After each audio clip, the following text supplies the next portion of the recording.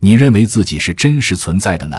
还是只是宇宙投下的一道影子？再问你个问题，当你在沙滩上行走，在沙子里留下脚印时，你心里很清楚，是你的脚造就了这个脚印，这里的因果顺序一目了然，是你留下了脚印，而非脚印造就了你。但如果情况恰好相反呢？要是我告诉你，在宇宙尺度上，脚与脚印之间的基本关系可能比你凭直觉想象的要模糊一些，你会怎么想？更令人震惊的是，基于黑洞和霍金辐射的特性，有证据表明这种颠倒的情况或许真的可能存在。不过我们首先得了解一个名为相对性的原理，但请注意，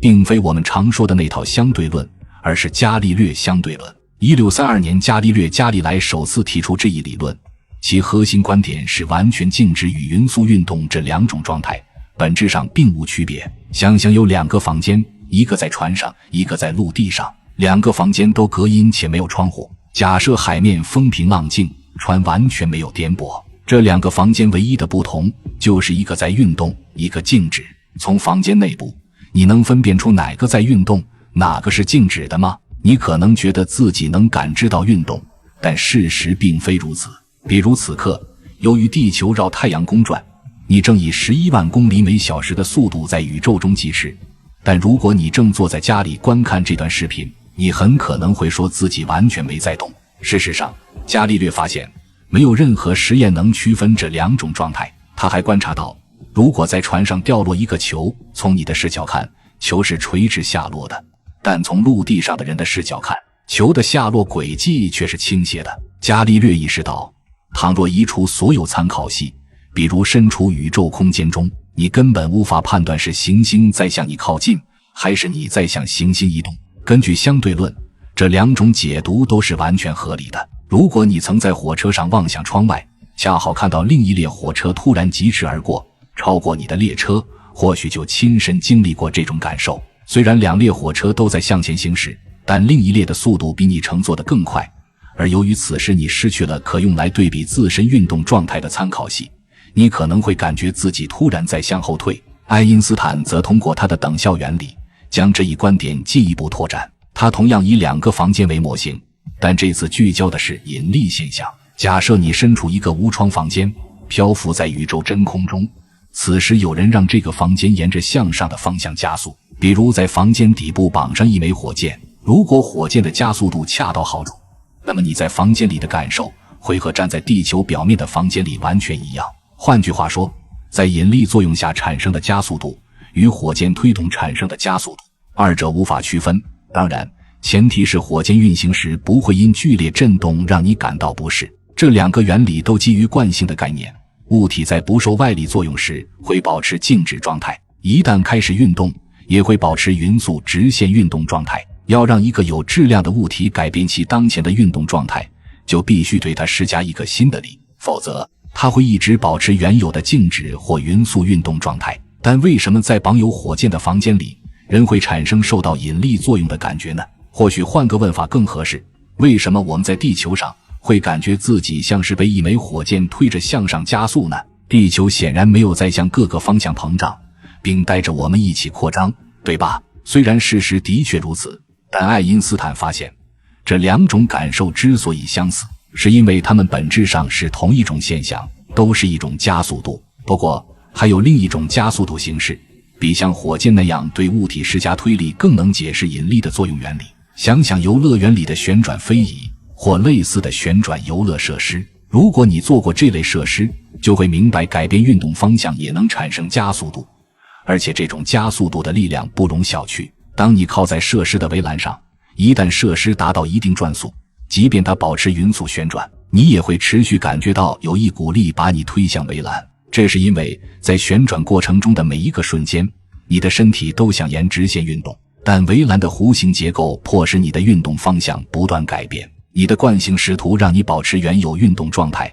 而围栏则试图改变你的运动方向。这两种力量的相互作用就体现为你感受到的推力。从加速度的角度来看，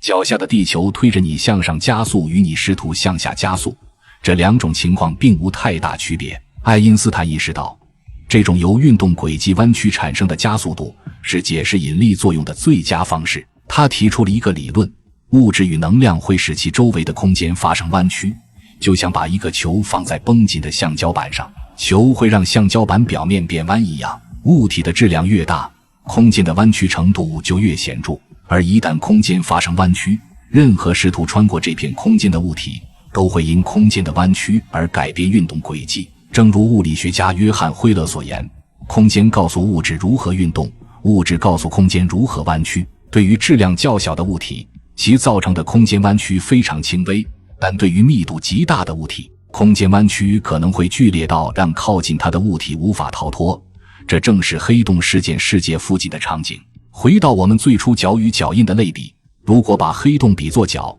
那么它周围的空间弯曲就是脚印。观察这些原理的实际体现，了解爱因斯坦是如何得出这些结论的，即便在100年后的今天，这些结论仍得到了科学家们几乎普遍的认可，这确实很有意思。但到目前为止，这些内容都还不算特别诡异，即便理解了背后的具体机制，也不会让人觉得颠覆认知。黑洞让空间发生弯曲，空间弯曲后，靠近它的物体就会按照弯曲的轨迹运动，这一切都符合我们基于日常观察形成的预期。然而，当我们开始研究霍金辐射时，诡异的事情就出现了。霍金辐射是物理学家史蒂芬·霍金提出的一种理论上的辐射，目前尚未被直接探测到。他认为，基于量子不确定性原理，黑洞会向外发射这种辐射，这种辐射属于热辐射，且其波长几乎总是极长的。但就本期视频的主题而言，关于霍金辐射，我们最需要记住的一点是，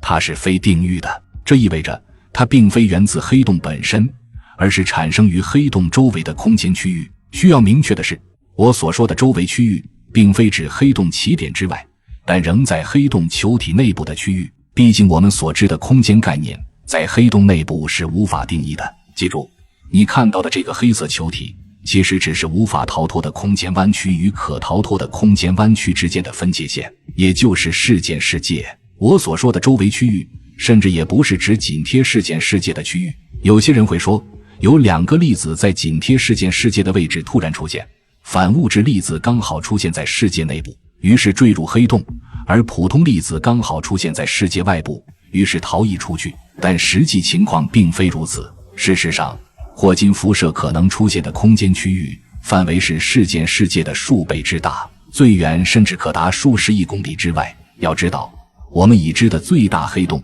其事件世界内部足以容纳多个太阳系并排存在，而辐射光子能在事件世界外如此遥远的地方突然出现，这一想法听起来简直不可思议。更离奇的是，这种现象甚至会发生在空无一物的空间中。简而言之，霍金辐射并非直接源自黑洞，而是由黑洞造成的空间弯曲催生出来的，且可能发生在距离黑洞本身非常遥远的地方。但如果事实真是如此，那么事情的运作方式就会与我们的预期完全相反。接下来你就会明白为什么。我们来梳理一下这个过程的顺序。当能量从弯曲的空间中释放出来时，由于能量守恒定律，空间的弯曲程度会随之减弱，而随着空间弯曲程度的减弱，黑洞也会随之收缩。这太诡异了，这就好比脚印变小了，于是脚也跟着变小了。这种情况让人感觉完全不符合常理，事情绝不可能是这样的。然而，爱因斯坦早有暗示，这种情况或许真的可能发生。他在其中一个方程中指出，时空的弯曲程度与物体的质能成正比，但成正比并不等同于存在因果关系。这个关系式中并没有预设质能是因，时空弯曲是果。我们对改变质量会导致空间弯曲程度改变这一观点习以为常，但反过来，改变空间弯曲程度也会导致质量改变，这一逻辑同样成立。如果这种反向逻辑成立，那么它就暗示着这样一种宇宙图景：质量或许只是空间弯曲产生的一种投影。当你用光照向一个物体，比如你的手，墙上会出现它的影子，这个影子就是手的存在与光相互作用产生的投影。通常情况下，在这个类比中，我们很容易认为自己就是那只手，是我们的质量造就了周围空间的弯曲。但我们真的能确定事情不会是反过来的吗？或许我们本身就是投影，是宇宙墙壁上的影子，是时空弯曲中某种更根本的过程，让我们拥有了存在的形态。但我们却一直误以为自己才是真实存在的本体。我们无从得知答案，毕竟你所认知的一切都基于你自身的现实体验，而要区分我们是本体与我们是投影这两种情况，对你而言几乎是不可能的。但相对论教会我们一个道理，如果无法区分两种情况的差异，那么我们就不能完全排除自己正处于其中一种情况的可能性，要么这两种情况都有可能成立，要么它们之间的关联可能比我们想象的更为紧密。当然，很明显，这些都还只是理论推测，目前尚无确凿证据证明霍金辐射确实存在，尽管有一些实验结果暗示了它的可能性，但这个观点确实值得我们思考。即便最终证实现实是一种投影，这也不会对我们的日常生活产生太大影响，你依然能够思考，能够感知，而仅凭这一点就足以让你继续过好当下的生活。但这个例子也告诉我们，当我们通过研究黑洞的诡异空间弯曲效应去探索现实的基本构成单元时，我们可能会开始质疑那些关于自身本质的固有假设。毕竟，当你问我是真实的吗？而得到的答案是无法确定时，这种感觉确实会让人有些不安。